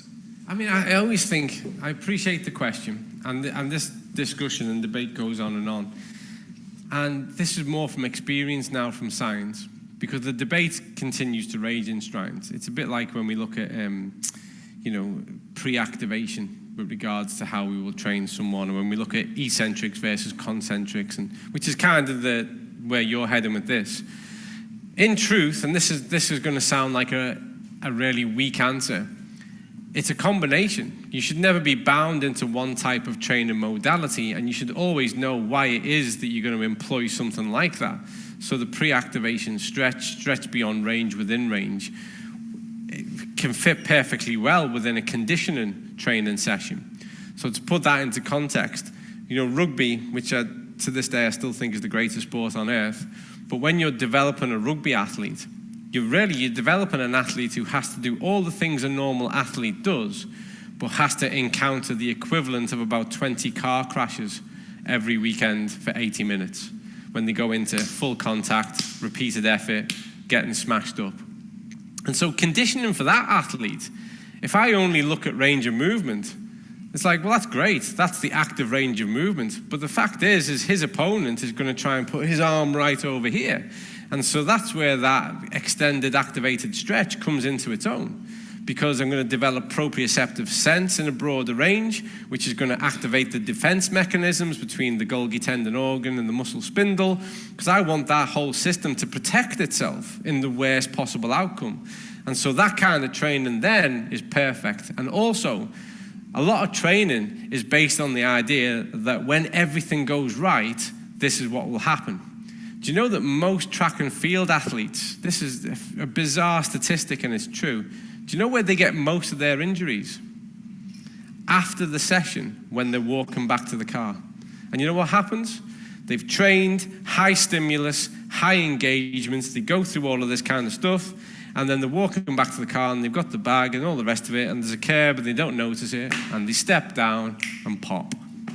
Because everything's been upstimulated, it's still in a kind of recovery mode, it catches them off, they get an adverse engagement of range of movement, and that's where it goes. So you've got to be braced for what you can't control. And that's why I say that type of training is perfect if you put that in the conditioning component of developing the athlete, is that what happens when we go beyond what it is we intend to use. And also there's the argument that if effective range, I so wish we had a bit of paper. It's like being back at university now. If effective range, I'll have to do it this way. If the range you're going to use is this is baseline, and to do your sport, the effective range is here, well, then you should always condition and prepare your athlete to here. Because by doing so, you actually increase the limit of the effective range. That's how you get stronger. If you set a false limit, then you actually reduce how effective you can be. And so that, again, is where that type of training modality comes into it. But it shouldn't be all and everything. It should have its part within the program and have a very focused place, in my experience and opinion. You've probably realized I don't do many short answers. So think about that when you're asking questions.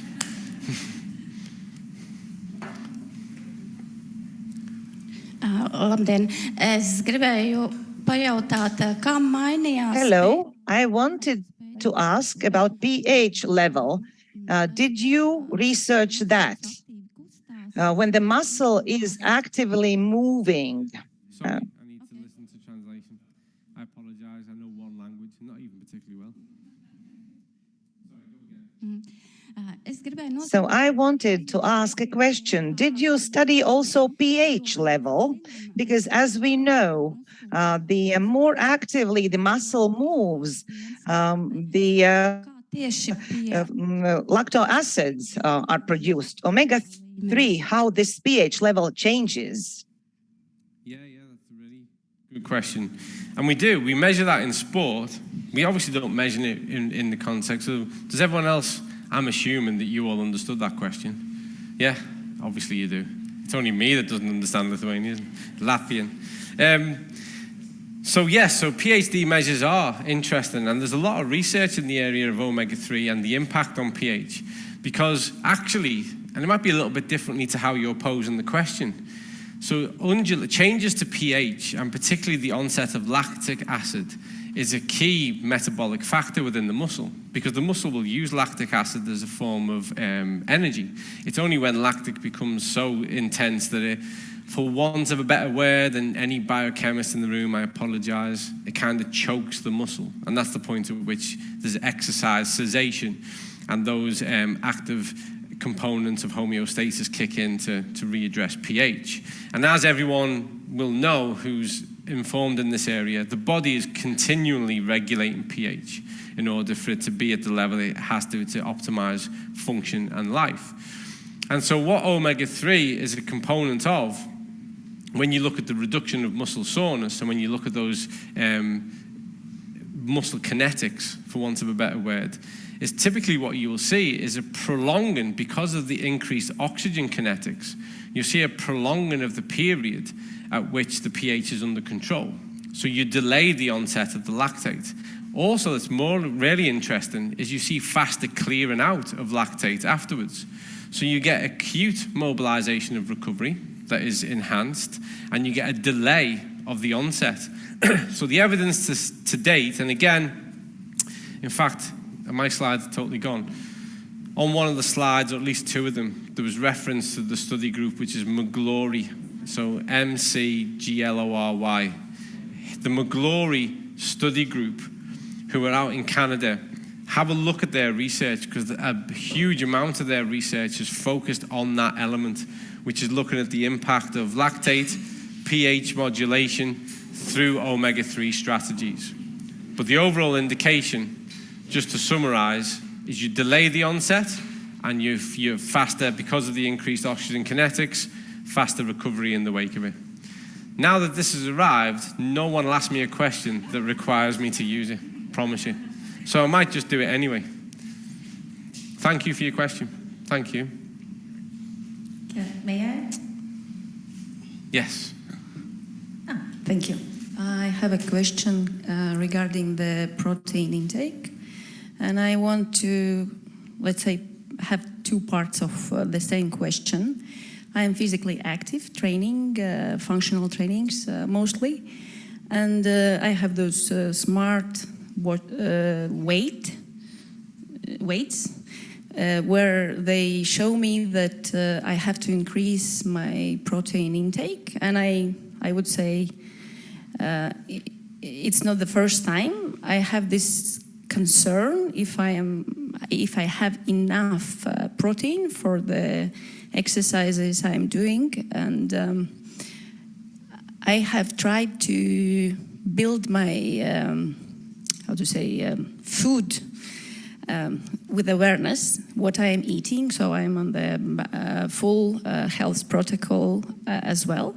And still, I have the same warning from the measurements I get. So the question is, first of all, if this is a real, let's say, if I should be concerned, if those weights show that still I lack the protein. The second question, how would you address this lack of protein? I am omnivore, and probably, how to find good source on a regular basis. Of course, I am looking to incorporate maybe lean shake, not once, but twice a day. But still, that would be my question about this protein intake. If I really want to to be sure that I have enough building material to build up the body? Yeah. First of all, I like wearable tech, and I've got, like everyone else on the planet, I've invested in one of these Apple Watches. It's the latest one. I'll tell you why in a moment. And for running, I've actually got a Garmin Fenix that I run with because it's got a really good GPS. And I've done a lot of background work, and in fact, some of the background research, the reason why I bought this is some of the background research and work that I did was on making sure that the measurements in this are reasonably accurate. Wearable tech and these things that give us information and guidelines, they're okay. They're okay. I think the best thing they can do, personally, is measure your heart rate and GPS. If I'm going to be totally honest with you, that's the best thing that they all do. When it comes to these kind of wearable tech bits of kit, smart weights, smart watches that are telling you how much you can consume, straight away I'm like, well, how does it know? What's the measure of? So you can't invest too much faith in it. And really for protein, and I've taken a very simplified approach to protein over the past 15 years, and it's worked immeasurably better than a more complex one. If you are what we call recreationally active, you're not an elite athlete, but you're training, you're exercising with intention and purpose, you're female, your optimal rate that you're going to get a sufficient amount of protein from to adapt, recover, and improve is 1.4 to 1.5 grams of protein per day, per kilogram your own body mass. That's I promise you. The work in this area, the research in this area, and I am going to use the board, thank God, is really robust. And so you simply, you add your, but I'm not going to ask you what your body weight is, and I'm not going to guess either, because I'll get it wrong and offend you. So I'm just going to work off a different figure.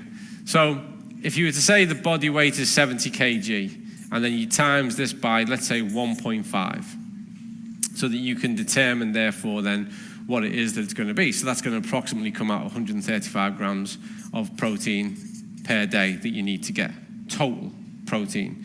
And if you get that, you're going to be adapting, you're going to be improving, and you can either build muscle or just maintain muscle at this rate.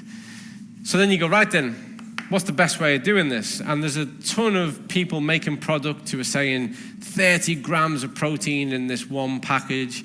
And that's all very provocative, but the reality is the consumption of protein, particularly if it's isolated, costs protein. So if you take a protein supplement and all it is protein, then it's probably going to cost you around 40% of the product to actually digest it. So you don't get 30 grams of protein, you're probably going to get around about 18 to 20. It's far better to go for something that's more of a blended approach, like Lean Shake. Because in Lean Shake, there's carbohydrate, there's vitamins, there's minerals. It acts more like a food. So even though there's a lower total amount, the biological grade, the absorption rate is higher. So you'll get more of that. But then just look at your diet and aim for around about 20 to 25 gram servings. Remember, there's no upper limit of how much you can eat of protein with regards to synthesis rates. There's just an upper limit of how much you can eat. You don't want to have huge meals. But I'd say if you break a meal and make sure that there is 20 to 25 grams of protein at each meal, main meal, and morning's a good time, evening's a good time. And if you divide it down by that and you're saying, well then on average across a day I need at least 5 to 6 servings of protein. And that's where you answer the question. Well, yeah, so a protein supplement's going to help, because you're probably not going to have 5 or 6 meals. So it could be that you supplement once or twice per day, something like a Lean Shake or an isolate, if that's the route you want to go down. And then looking at your food options, the world's your oyster. But always start, if you've got no issue with it, eggs, high biological grade and value, around about 98%, really good source of protein. Chicken is a good one, again. And people will say there's more protein, more amino acids in beef. Yes, it takes longer to break it down, slower digestible rate, and it's got other negatives associated with it. So less, but sometimes less is more. And then you can go through your whole list. Beans, peas, pulses, nuts. There's tons of ways to get protein into the diet. But for you, with what you do and the amount that you might potentially need, then a shake or two might well come into it. But that's why, let's say, for instance, you weighed 55 kilograms and you applied the same measure. and you reduce the total amount, you might say, well, actually, because I only need like less than 100 grams, so I'm going to have 1 shake a day, and I can achieve the rest through my diet.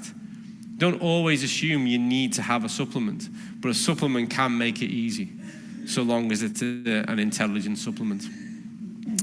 I think one of the biggest, not crime, that's dramatic, but one of the biggest hoaxes that was created by the supplement industry was bringing all your attention to total amount when it came to protein rather than effective amount, because it costs to consume.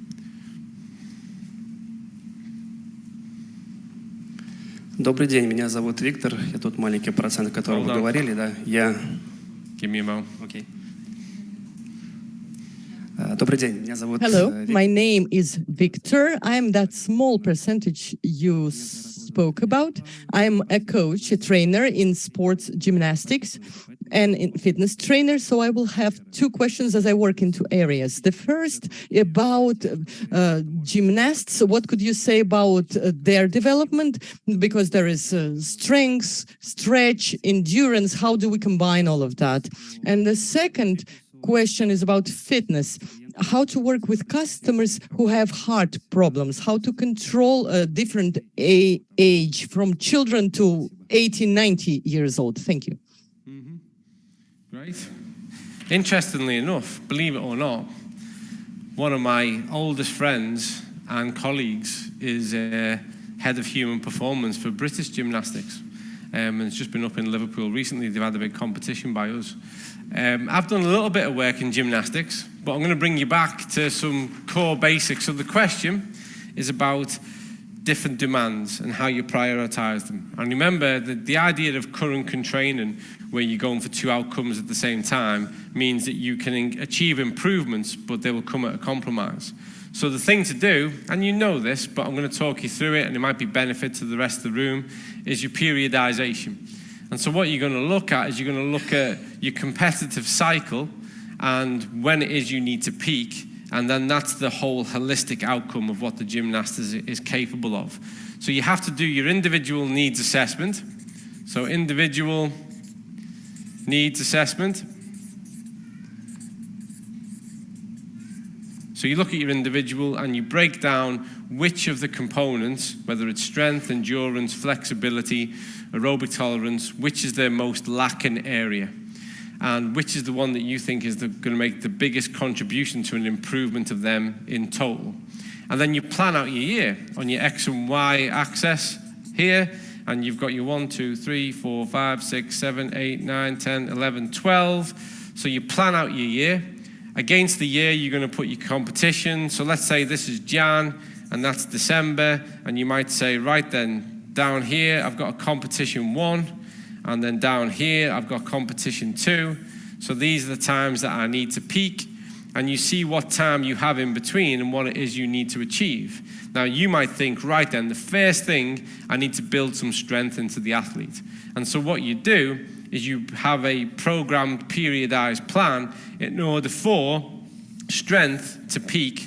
And this is our peak 1, which is strength, and that's going to happen in line with competition 1. So we're going to put all the focus here. We're still going to work on flexibility. We're still going to work on endurance. But all the emphasis, the big focus of the plan is strength. Once we've got a new level of strength, great. Now we're going to work dynamically to maintain that. And it could be that you feel the next component is flexibility. So what we're going to do now is we're going to lay down the groundwork just as a bit of an overlap. We're going to go up here. We're going to have P2, which is our flexibility. And we're going to align that up for this competition. So by the time we get to this point in the year, we've completed 2 periodized cycles. We've brought about a new peak in strength and maintained it. We take the focus off strength, put the focus on flexibility. We've improved it. And now we've got the opportunity to run through the rest and go, do we develop another component, or do we make a decision about one of these 2 again? So do we go back to strength for our 3rd peak of the year? Do we go back to flexibility, or are we really happy? Do we keep them as new foundations, dynamically maintain them, and then we focus on something else that could be the next peak that takes us out, doesn't line up with competition, which is great, so there's no pressure. And you've got peak 3, let's just say it's endurance. By the end of the training year, the periodized year, we've brought about 3 peaks. We've increased the overall foundation of tolerance across all areas.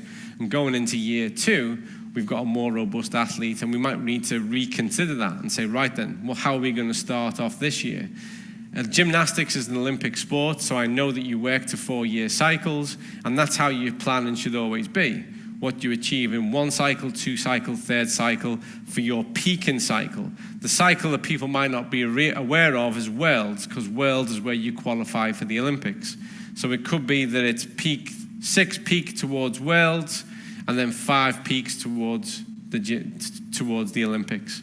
And by having a sole focus, but never abandoning. So along here now, what we've got is we've got continued work.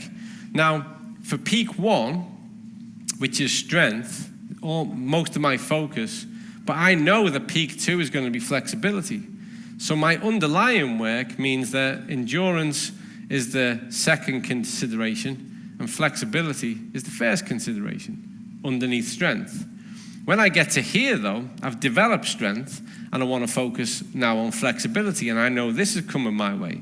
So at this point, E becomes that part and S becomes that part. And then when I get to here, these 2 components are going to be based on what I intend to achieve in the following year. And that's how you undulate and periodize your plan. Concurrent, so you train in all aspects, but which one is under focus? And that's how you take the long-term development of an athlete.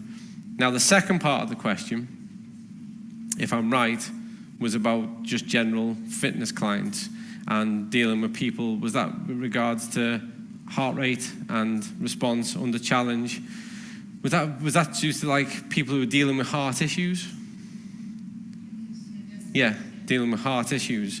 So there's a couple of rules, but rules are meant to be broken. If you've got if you've got a patient or a client who is on a beta blocker, so they're managing their heart rate through a beta blocker medication, then typically what we do is that we will take 20% off their age predicted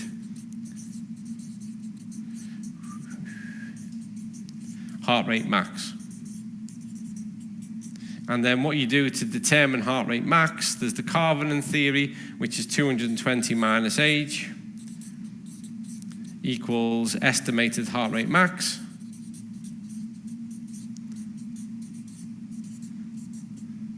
Minus 20%. So you set yourself new boundaries that are safer boundaries for that individual, that patient to work within. And so your zone 1, 2, 3, and 4, which are your heart rate zones, adjust accordingly. And the key thing is, particularly for someone who's had a cardiovascular issue or you're trying to develop cardiovascular fitness and resilience, is time. The problem we have all too often is that people are keen to do more and progress on and work harder, when actually to lay the foundations and to do some foundation training for cardiovascular response, the longer you spend, the better. And so zone 1, which is really less than 50% of estimated heart rate max, that's like when we're walking around a little bit briskly. At that point, we're actually utilizing more fat because there's less stress on the system. We use carbohydrate more, the more demanding and difficult it becomes. So I would say focus so much work for as long as you can on that period, but punctuate it with the odd exercise session once every 2 weeks or so, where you take them into a zone 2, so above 50% but less than 65% of their heart rate max for 10 or 15 minutes. And it's just that little bit more vigorous. They can still hold a conversation. They're still in control. And what will happen is you will start to build robustness and resilience into the heart rate response. You're going to get all the benefits of those increased oxygen kinetics of having the heart working at a higher rate for a longer period of time, and take the slow road towards that development. For people without an underlying condition and concern, we do things quite differently. But when there is, it's actually how big the foundation is everything. That's going to impact on their quality of life and their overall physiological tolerance further down the road. So zone 1, Zone 2, modify if there's a beta blocker by 20%. If they're not on a medicated beta blocker, I'd recommend you modify it by 10%. Still take the top edge off and reduce the range round. Hello, my name is Robert, and you are very welcome in Riga. Thank you very much. Nice to meet you. So my question is about the Omega. So how beneficially is to take Omega for the person who lives like not so good lifestyle, eating junks, drinking alcohol, and all this, doing all the bad stuff? Is it waste of money, or is still some kind of? That's a great question, Thank and you. I contemplate those kind